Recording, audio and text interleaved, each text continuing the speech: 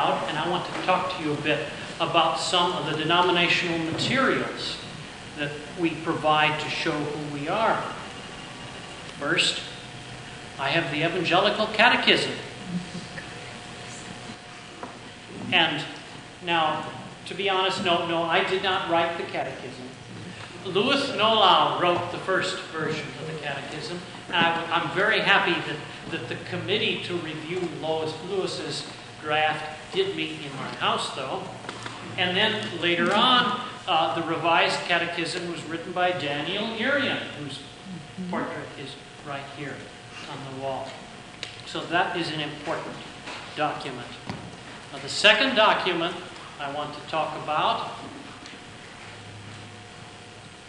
is the Agenda. The Agenda.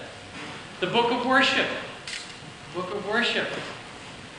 And this is an important item for us too. The third is probably dearest to my heart because this was my baby. I was the chairman of this committee. Die Gesangbuch. Die Gesangbuch, the songbook. 1862. It took us a while to arrive at what we really wanted the Gesangbuch to be like.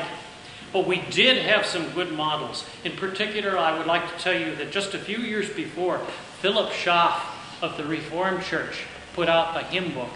And now Philip is Reformed, as I said. But on the other hand, in his early training, he had a bit of the evangelical twist. And I think he's really an evangelical at heart, even though he's in the Reformed Church.